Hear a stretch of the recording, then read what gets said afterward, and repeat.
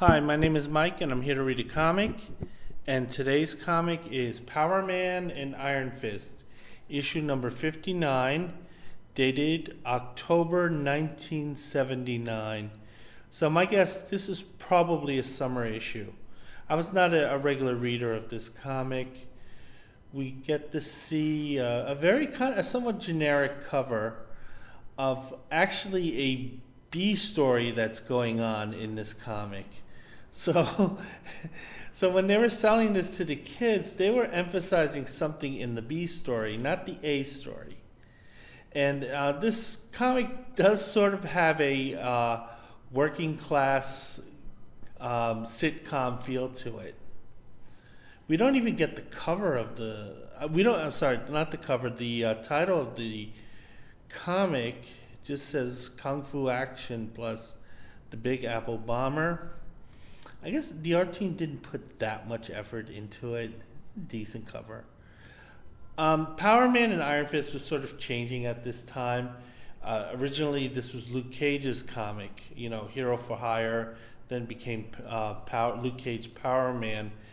The comic was sort of threading water for a while, simply because the Marvel writers really didn't know how to handle writing a black superhero. I think at one point, I think every page had to have at least someone saying "jive turkey," or some type of outdated slang. I think one of the writers, I think it was Steve Englehart, who admitted that basically his ideas and kind of dialect for Luke Cage just came from black exploitation films. But at this time, Jo Duffy had taken over writing duties, and she was still getting her feet wet at the time, but nevertheless, she did sort of introduce more of a complex story structure. Because Luke Cage at times was very silly.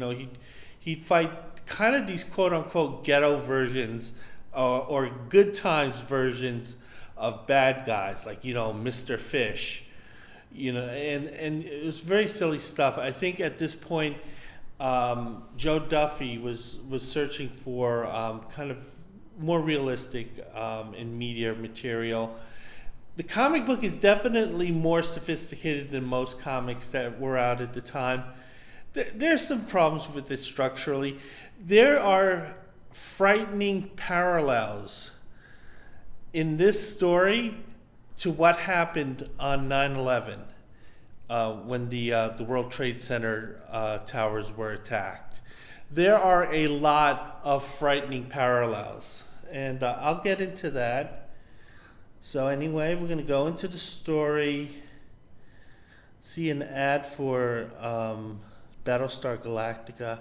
I was never a big fan of Battlestar Galactica, although there is a comic book. I'm going to try to get issues of that and read those. Okay, so getting into the story proper, we see the creative team. Jo Duffy was the writer. Trevor Von Eden is the penciler. I'm not familiar with his work, and this is really the first time I've seen him. He could very well have been an import from Europe with that name. I don't know. Al Gordon, inker, not really familiar. I'm familiar with Roger Stern, who is the editor. I guess each title line had their own editor to be responsible for what happened, and Jim Shooter, who is the editor-in-chief. And he was starting to put his mark on Marvel at that time, kind of streamlining the process, more like how DC had it, but still retaining the creative ideas that Marvel was known for. Anyway, going to the story, we see a front page of the Daily Bugle, which is the big newspaper in the Marvel universe in New York. I think it's largely based on the Daily News, probably a little of the Post too. We see there's a terrorist in New York and they dubbed him the Big Apple Bomber. And he or she has been responsible for a number of bombings. Actually, as a kid from the 1970s, terrorist bombings in New York were not that uncommon. They obviously died off from the beginning of the era to the end of the era. But every so often there were bombings in New York. Mostly, I believe, from there was a Puerto Rican nationalist group that was responsible, I remember, for a rash of bombings. They were the real problem in New York. And I believe what happened was their top bomber had a bomb blow up in his hands, and he ended up losing both his hands. And they didn't try to reattach them because the FBI kind of threw him in formaldehyde. So they're going to make sure this guy never was going to build another bomb. And then a few days later, he was in the New York City Detention Center, and he actually escaped. And he escaped using the whole thing of tying sheets together. Obviously, he had help, but it was just amazing that happened. And I believe the guy who was responsible for that, I think he's living in Cuba under their political protection. So anyway, I went on too long about that, but nevertheless, yeah, there is a history of terrorist bombings in New York. We see see also on the cover, there's a sub-story, and it's about a slumlord. And we see a picture of the slumlord, and we also see a picture of Luke Cage and Iron Fist right next to it. And it's definitely guilt by association. I believe that at one time the slumlord had hired Luke Cage. The slumlord was guilty of this crime that was separate of that hiring, but nevertheless, the Daily Bugle under J. Jonah Jameson, he's decided to use this as kind of a way of smearing Luke Cage and his partner, because in Spider-Man 123, J. Jonah Jameson had hired Luke Cage. The partnership did not go well, and J. Jonah Jameson has kind of held a grudge against Luke Cage ever since. So this is sort of this smear by association.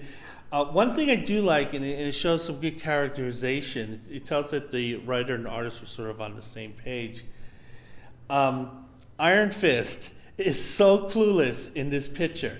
He's just smiling and giving the peace sign, like everything's sweet. And you see this kind of innocent childlike nature from Iron Fist. Luke Cage, of course, he's serious as fuck because he knows that this is not good publicity, and Danny's kind of indifferent to that. He's a trust fund baby. So anyway, the two heroes are looking at the paper. They're angry. Luke Cage is angry. Iron Fist is trying to make light of it, saying that, hey, it's a good picture they got of us. Luke Cage is not buying that. Danny, or I should say whenever I say Danny, I'm talking about Iron Fist. Anyway, Danny is, he's kind of a bit naive, saying, listen, we're not criminals, so people will figure that out for themselves because they're really smart and they can be trusted with information. Now, we know that's not necessarily true. It's not true. Social media has disproven that. But nevertheless, Danny still holds to this ideal. And they're talking to their secretary, Jeannie. And this is sort of where it becomes kind of like a Ghostbusters workplace comedy here. The secretary, who actually does look a little like Ann Potts, this comic came out 5 years before Ghostbusters, is saying that actually they're getting tremendous offers. So the seemingly bad front page has actually been good for business in terms of people inquiring about Luke Cage and Iron Fist services. Luke Cage doesn't quite understand that, and the secretary kind of explains that, well, if people know that you work for a sleazebag like that slumlord, so they're figuring, hey, he'll work for me. And that's the thinking. So kind of Luke Cage is not buying into this. He wants to be a reputable superhero. He wants to be in good standing with the superhero community and with the public at large. So he doesn't want to like sell out and kind of be like a stooge for hire. And again, there is some truth to that, where an industry or a company will get bad press, but they'll actually generate more interest in their product. And the two products I have in mind are, I think, Carnival Cruise and Ashley Madison.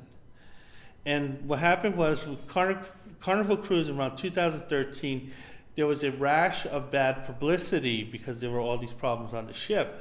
But because Carnival Cruise was in the news a lot, it got people thinking about taking a cruise. And they weren't paying attention to the context. All they saw was the news was showing more stories about cruises. And the people kind of watching it didn't realize that it was done in kind of a negative light because it was demonstrating all these problems with the cruises. And another one is Ashley Madison. Ashley Madison is a website where men who want to cheat on their wives can find mistresses. And it came out that most of the profiles from females are fake. So they're basically just taking membership money from guys who have strange ideas and sort of just kind of playing with them to get them on the site. But anyway, that was in the news. Membership increased for that site because there were guys who were like, wow, there's a site like that? And they were like, what? This is amazing, I gotta try it. And they're not listening to the context that, it's, in a bad light.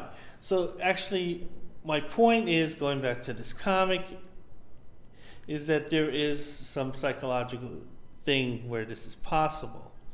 So I'm going to turn the page and stop talking about that. Colleen Wing comes in, kind of a strange perspective from the artist, because he's actually having to cut away from part of the prop here. So, this is an idea I think works better in theory than in practice.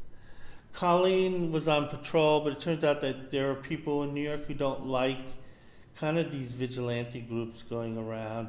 She was walking around with the samurai sword, and she's talking about how dangerous New York is. And New York in 1979, it was kind of a dangerous place. Although if you were anyone with a samurai sword, you're going to get stopped by the cops. So anyway, it turns out that Colleen and Danny Iron Fist, they have a kind of a lunch date. They're not romantically involved, although they hinted at that in past issues. Colleen, Colleen's a nice character. They should do more with her in those movies. So anyway, so Danny is kind of talking to Luke. They're actually going to go to a place called the Ducal Cellar on top of this tower, and I'll talk about that later. That goes into the 9/11 thing. So anyway, Luke's still pissed, but he's just going to hang by the office. Danny's going to go on his lunch date. They hail a cab. The cabber thinks they're weirdos. Anyway, I think before they go to their lunch date, they're going to stop by Danny's brownstone. So he lives on Riverside Drive. My guess is probably in the 90s or the 80s. That's where the brownstones are there. And apparently Danny's having some money problems. He was a trust fund baby who could spend all he wanted. I think they're trying to make him a bit more realistic by having to learn how to save and learn how to be a little more frugal. Colleen believes that Danny shouldn't tip the driver, which is a shit move by Colleen, if you ask me. I mean, I don't care. He's trying to get better with money, but tip your service workers. Anyway, Colleen and Danny, they're talking. Danny's about to open the door. Suddenly he's attacked the moment he opens the door. And they're kind of playing it coy here, because spoilers, Danny knows the person who's attacking him, and he's kind of having a flashback of him. But at the same time, he knows he can't yield because they sort of have this agreement, sort of like how in those Pink Panther movies with Peter Sellers, where the butler was always attacking for Inspector Clouseau, so Inspector Clouseau can remain sharp and don't lose that edge of his. So they're going through a fight sequence. It looks a lot like Steve Ditko art, a little bit. Yeah, they're kind of reminiscing while they're giving each other concussions. Danny belts this guy right in the neck. Jeez.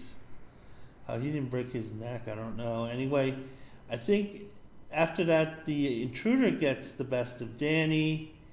And I think Danny slips on some sweat. So these guys were like sweating it up a little. And Danny's slipper, mind you, Iron Fist wears yellow slippers. I guess they don't have really good traction. So anyway, the guy who was assaulting Danny, he goes, well, kind of give me my evaluation, coach. Tell me how I did. Danny says, yeah, you got me. You got me. You got the best of me. However, Colleen Wing doesn't know the history between this. And she has a samurai sword. And she's about to use that sword. And Danny's like, no way, this guy's my friend. And I think the warning actually, it didn't really help Colleen because she was going to cut this guy. But the other guy kind of like caught Colleen in time. So this guy's pretty good. He can fight Iron Fist solo in the dark. And he can disarm Colleen, who's a security expert. Super security expert in the Marvel Universe. Same way Danny's explained the situation. Hey, I know this guy. And it turns out that these guys they'd known each other for a long time. And again, there's some interesting art here. This is I really think this guy kind of has a European feel to him. He just might have a European name. I really don't know. So they're kind of going for tit for tat. There's some interesting art choices here. Colleen is saying, hey, this is Bob Diamond. And she recognizes the name. She recognizes the name as an actor. And at first she thinks he's kind of like one of these spoiled Hollywood rich kids. Kind of like, oh yeah, when he wants to have karate lessons, he's so rich, he can go to Iron Fist for that. When he wants dance lessons, he is so rich, he can go to John Travolta for that. So Colleen sort of has that attitude. He's kind of explaining that's not really the case, that Bob was part of a group called the Sons of the Dragon. Sons of the Tiger, I think. Yeah, Sons of the Tiger. I vaguely remember them as a kid. I never really bought their comics. I think I bought one Marvel team-up with them, and that was it. So anyway, Colleen's kind of amused that this is a big Hollywood actor, not really aware that he's also a former superhero. And she's kind of laughing how she basically was going to kill this Hollywood star. So we go see some of the ads. Ad for underoos. Yeah, I was not wearing underoos at that point in my life. And there's kind of a sweepstakes for a gum company. So anyway, we'll go back to the story. They're finally at the restaurant, so they're having their lunch date. Now, this is where it kind of draws some parallels to 9/11, because the restaurant here is in a tower. It's not, they don't specify that tower, but they specify it's a tower. And they're talking about the view a lot. And that's a giveaway that they're probably talking about a restaurant that was on the top of one of the World Trade Centers called Windows of the World. And Windows of the World was very famous restaurant, more well known for the view, obviously, than the food. There actually was a smaller restaurant on that same floor, and it was originally called Cellar in the Sky. So they're calling this in the comic the Ducell Cellar. The real one was called Cellar in the Sky. So I think they're definitely making a reference to that. Those restaurants existed when this comic came out. I think one of them had closed down and reopened. The other was renovated. But it looks like this is probably what the original restaurant looked like. 'Cause they spend a lot of time focusing on how much they like it. So I'm figuring the art team, at some point, they visited this place. And they may have had a meal, and they kind of were inspired to add this. So anyway, the dinner date also includes Misty Knight. Misty Knight is also a partner of Colleen. She's a security expert. She's also the girlfriend of Iron Fist. So this is sort of one of the early, like, kind of interracial relationships in comics. Anyway, they're talking. Colleen's concerned about Danny and his spending, because this is a very fancy restaurant. She's saying, "Really, dude, do you really need to be spending this money?" Danny's like, fuck it. I know I have to control my spending, but I want to live life. I want to enjoy myself.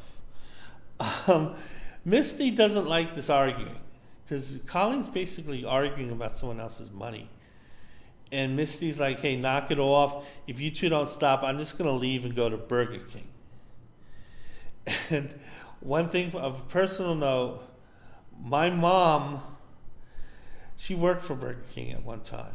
And it was kind of embarrassing, to be honest, because she worked near where I went to school. So she literally was asking my teachers and classmates, "Do you want to supersize it?" So anyway, that's what it made me think of. And there was also another thing, and it's going to come in right now, and it's a red-headed guy. He kind of has one of those Jufros, and that's basically what they're called. He's trying to get in. He doesn't. They emphasize he doesn't have the proper attire. One of the things that Windows of the World would do is that if you wanted to eat there, you had to have a tie and you had to have a jacket. And if you did not have that, the restaurant would supply you one. I don't know whether they charged a rental fee or not, but the restaurant would give you one, and they would say you have to wear this if you want to eat here. So this little part here about the proper attires is definitely, about someone's experience there. However, the redhead, the ginger, he wants to get through. He's not having any luck. And these gatekeepers, these waiters, they're really mean looking. So anyway, they're still talking. We see a little bit of architecture of the restaurant here. There's looks like a water fountain. And the redheaded guy is saying that he's there to see the ambassador. The restaurant guys, they're more concerned about this guy not being properly dressed than him wanting to see the ambassador. Because he's not explaining why he needs to see the ambassador. He says he needs to see the ambassador. And the restaurant guys, they're just saying, "Hey, listen, you need a shirt and tie for that." And they're about to throw the guy out, except that Danny, Iron Fist, recognizes him. And he calls him by name, Alan Kavanaugh. And Alan, it turns out, recognizes Danny, saying, "Hey, top of the morning, glad to see ya." And it turns out Danny's well connected because Danny's sort of like, "Is there anything wrong? Is there any problems here?" And then, the waiter's like, "No more, sir. There's no more problems." He's saying, "You know this guy? Everything's cool." So anyway, it turns out the redheaded guy is very appreciative of seeing his friend. Danny's kind of like, "Hey, why don't you just join us for lunch?" The guy doesn't really want to intrude on the party. He also knows who's at the table. And he knows that he would not be welcomed at the table, particularly Misty Knight, who's really giving him the stinky eye. the friend Alan, the ginger, he's sweating bullets at this point because he knows that look he's getting from Misty Knight. So anyway, he's just saying, hey, I really got to find the ambassador. It's totally urgent. Iron Fist doesn't bother to ask him, hey, why do you want the ambassador? And it kind of will make sense later on. So anyway, Danny's like, hey, hey, you know who I was talking to? And Misty Knight says, yeah, I recognize him. He's a terrorist. And Danny's still like, well, what's wrong with my friend? Danny is completely clueless. Misty Knight says, well, he's a murderer. He's a professional terrorist. And Iron Fist, Danny's sort of like, hey, I remember him being a great guy in a previous issue of my comic book. Misty's like really angry with him. It's sort of like, I guess Danny, it turns out that Alan is a quote terrorist for the IRA, which was a group that was fairly active until the last couple of decades, largely because they mostly achieved their aims, or it was acceptable enough. It's actually, this is somewhat true to life, where there were many Americans who would not view the IRA as terrorist, no matter how hard the British government tried to do otherwise.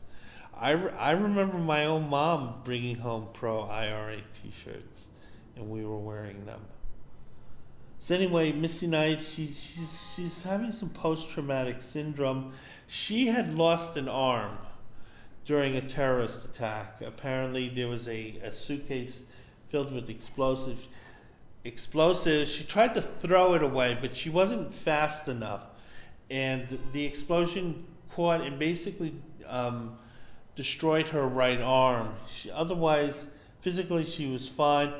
They replaced it with a bionic arm. But nevertheless, she still feels the loss of her real arm. And we see Alan and we see Danny and Misty. They're going back and forth about Alan. Danny refuses to believe he's a bad guy. So anyway, before we go back to the story, I'm going to take a look at the letters page. And they're talking about the change in the creative team, mostly with Joe Duffy. The first writer, I believe, likes the direction of the comic, and feels that they should continue with it, and they should stay away from old-fashioned tropes, like having the women very emotional and dependent on the men. They don't think Joe Duffy is doing that. He also did not particularly like the issue they're talking about, which is issue 57. That one had the X-Men in it. They felt the issue was sort of rushed, and the co-stars didn't really do anything. It was just an excuse to have the X-Men in the comic without, creatively doing much. So they like his letter. The next person really hated the other issue 57, saying that the script was clumsy, the pace was erratic. I remember things kind of wrapped up quickly. He didn't like the artwork, felt it was rushed. So he kind of felt like they kind of dropped the ball on that issue. And there was another one who's appreciative of the efforts that Joe Duffy is doing, saying that this seems like it's been going in a silly direction for a long time, but Joe Duffy's sort of righting the ship. And there's another one, kind of likes the creative team, but didn't care for the last issue. It's 57. So suddenly we go back to the restaurant, because the three of them, Danny, Colleen, and Misty, they're still in the restaurant. There's a huge explosion, and we see flame and smoke engulfing the place. I believe Windows of the World was really just like less than 10 stories from where the airplanes hit. So yeah, the real life people in that restaurant would have felt this. So it turns out that Alan, the professional terrorist, he was downstairs when the explosion went off, and he sees the explosion now. So he's concerned about his friend because he had just left him, and people are saying, "Hey, if you need to get someone from up there, you better do it fast because they're not going to last too long." So anyway, the people are on the ground. They're seeing the explosion here. So we see the restaurant. Restaurant's engulfed in flames here, and the exit. There was only one exit, and that was destroyed. So they're kind of stuck up there. Misty Knight, she's trying to do what she can do. She does have a super powered arm, basically a bionic arm. But even that's not enough to sort of, create another passage. And she's also going through kind of some post-traumatic syndrome. She's having a flashback. She's kind of like fading in and out. There's one person who is terrified of being burnt to death, and he jumps. They drew him with a toupee. He jumps out the window, or he attempts to jump out the window, but Danny tackles him, saying that no, none of you guys are committing suicide just yet. So basically, and unfortunately, during the World Trade Center attack, many of the jumpers they found out came from the restaurant. It was a horrible event. I remember when it happened, I was in the subway. And I was between 34th and 42nd Street for about 45 minutes. And all we heard from the conductor was, "There's a police action occurring at Chambers." That's the only thing he said. And I think it took me about an hour to figure out what was going on. So anyway, Colleen and Danny, they're trying to deal with this situation of kind of keeping the people under control. We go back to Power Man, and yeah, he's still in this comic book. He's still in the office. He's playing cards with one of their employees, D.W. Griffith. I don't know why they called him that, because there actually was a real life guy with that name, and he directed an infamous movie called The Birth of a Nation. So maybe there was a secret fan there, and he got this past the Marvel censors, or they just they picked this name for some type of eclectic reason. Anyway, they're having a little game of poker. Stakes are very low, probably 50-cent bets. Then over the radio, it announces that there was an explosion at this restaurant. Luke Cage knows that Danny was at that restaurant. So obviously he's concerned. He's going to check it out. It turns out Luke has to scrape up cab fare. So it's not like he can go and jump into like the Fantastic car. He has to flag down a cab. This is before, Uber or Lyft. He didn't have a little app to help him. And he had to do this in Harlem too, where there weren't too many cabs going through the area at the time. So anyway, we're back at the towers. We're on the street. This is where Luke is, because he just started going through. He just started getting there, and he's going through the crowd. He runs into Alan. Alan's kind of explaining that, yeah, I saw Danny up there, and I'm really concerned about him. You got to help and get him out. And Luke Cage is like, hey, I'll do what I can. And it turns out one of the detectives kind of clues Luke in about what was going on, and that the exit was blocked off. So anyway, Danny and Colleen, they're still in the restaurant. They're still trying to. It looks like the fire has kind of calmed down a little. At least the people can recover there. Misty is helping out. The bionic arm that she got as a replacement for her own arm being blown off is helping out. Um, Colleen's getting a little impatient here, telling Danny, "Hey, you're a superhero guy. Do some superheroing," and he has to explain, "I don't have that power set, and the one power set I have, I might make it worse by hitting a gas line." But they hear a thumping sound, and then Luke Cage shows up. Or at least we're told Luke Cage shows up. So Luke Cage made his own exit. Now, before I go back to the story, I'm going to take a look at the bullpen bulletins, these horribly written notices to the fans from management, and one of the Twink Hostess ads. So anyway, this Stan soapbox, I have no idea really what he's babbling about, but it looks like the adult magazine Epic was just released.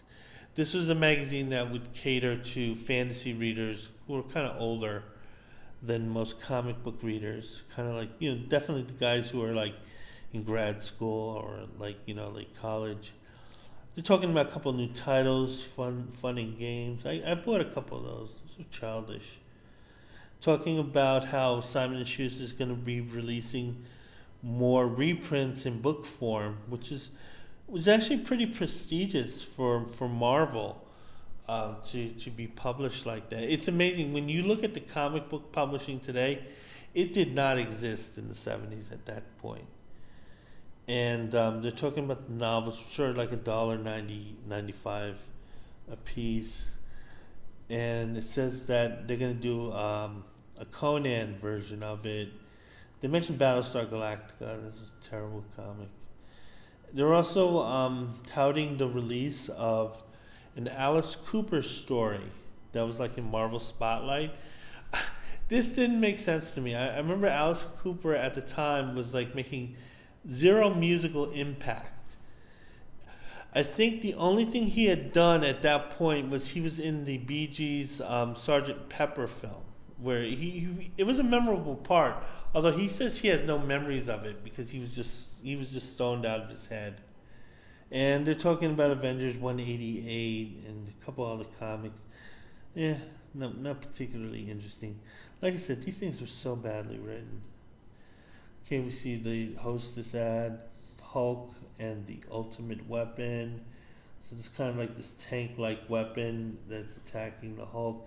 Oh, it's out of control, and he runs toward the Hulk.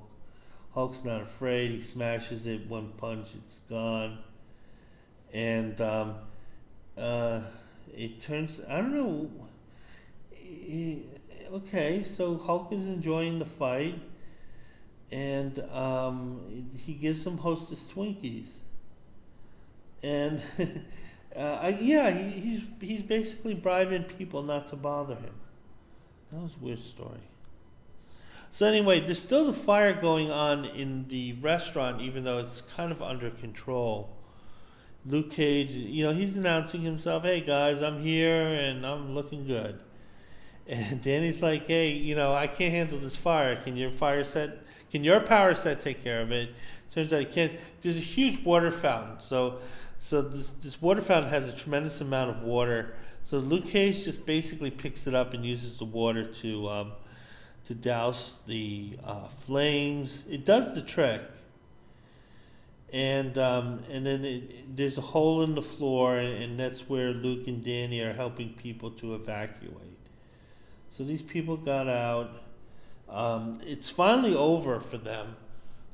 They're back on the street. They're kind of a little worse for wear. Danny's friend Alan is the ginger terrorist. He's still waiting for him, and he's telling Danny how great that he's alive.